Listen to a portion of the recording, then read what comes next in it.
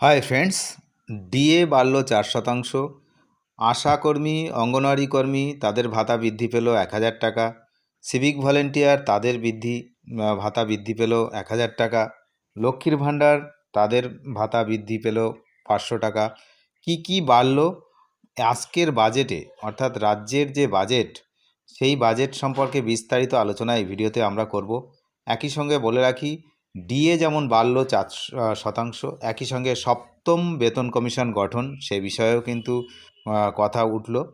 সব কিছু নিয়ে কিন্তু ভোটের আগে এই যে আজকের বাজেট খুবই তাৎপর্যপূর্ণ, এবং সেই বাজেটের মূল জিস্ট কি এই ভিডিওতে কিন্তু আমরা জানব। তৃতীয়বারের সরকারের এটাই শেষ বাজেট মুখ্যমন্ত্রী মমতা বন্দ্যোপাধ্যায়ের, এবং ভোটের আগে বাজেটে সরকার কি চমক রাখবে তা নিয়ে কিন্তু কৌতূহল ছিল। আর অন্তর্বর্তী বাজেটে কি পেশ করা হলো আজকে, সব কিন্তু এই ভিডিওতে আমরা জানছি। লক্ষ্মীর ভাণ্ডারে বরাদ্দ 15,000 কোটি টাকা। তার জন্য কিন্তু সমস্ত লক্ষ্মীর ভাণ্ডার প্রাপক যারা ছিলেন তাদের হচ্ছে 500 টাকা করে বাড়ল। অর্থাৎ যারা 1,000 টাকা পেতেন তারা পাবেন এখন 1,500 টাকা, আর যারা 1200 টাকা পেতেন তারা পাবেন 1700 টাকা। অঙ্গনওয়াড়ি কর্মী এবং আশা কর্মী তাদের কিন্তু ভাতা বাড়ল 1,000 টাকা করে। অর্থাৎ যা ভাতা ছিল তাদের কিন্তু ভাতা বাড়ল 1,000 টাকা করে। এর জন্য 280 কোটি টাকা বরাদ্দ করা হয়েছে। আশা কর্মীদের যে ভাতা সেটাও 1,000 টাকা বৃদ্ধি হয়েছে। আচ্ছা, বারুইপুরে তৈরি হচ্ছে কালচারাল সিটি। রাজ্যে 6টি ইন্ডাস্ট্রিয়াল অ্যান্ড ইকোনমিক করিডোর তৈরি হবে। ক্ষুদ্র, কুটির ও মাঝারি শিল্পের জন্য 5টি নতুন ইন্ডাস্ট্রিয়াল পার্কও তৈরি হবে।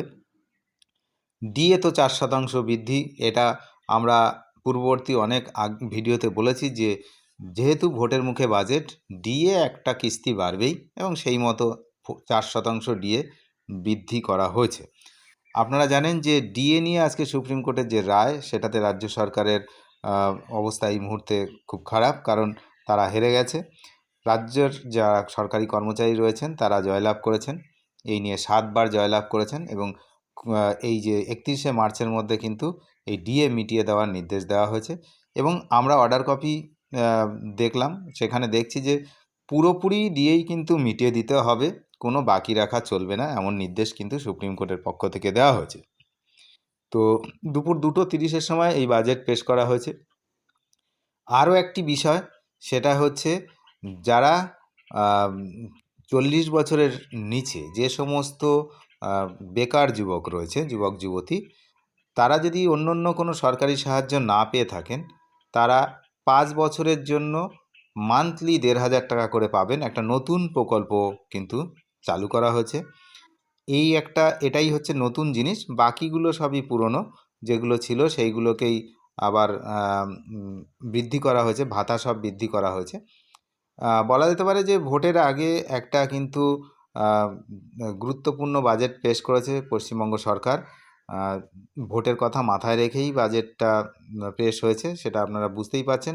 দীর্ঘদিনের আন্দোলন, আশাকর্মী, অঙ্গনওয়াড়ি কর্মী, তারপর ডিএর আন্দোলনের তো আর শেষ নেই, কারণ এই আন্দোলন আরও কত দূরে যায় সেটাও কিন্তু এই মুহূর্তে একটা বড় ব্যাপার। তার কারণ 25% যে বকেয়া ডিএর, সেটা ইমিডিয়েট মিটিয়ে দেওয়ার কথা বলা হয়েছে।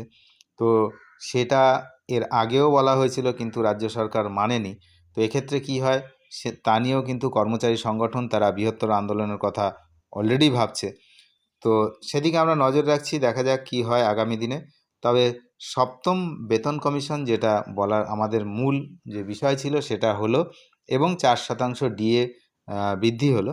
এই ক্ষেত্রে কি যারা বর্তমান কর্মচারী রয়েছেন, সরকারি কর্মচারী, তাদের কিন্তু বেতন কিছুটা বৃদ্ধি পেল। তো যাই হোক, এই হলো আজকের বাজেটের সংক্ষিপ্ত বিবরণ। অনেক ধন্যবাদ শেষ পর্যন্ত দেখার জন্য। চ্যানেলে যারা নতুন তারা নিয়মিত আপডেট পেতে অবশ্যই চ্যানেলটিকে সাবস্ক্রাইব করে সঙ্গে থাকবেন। ধন্যবাদ।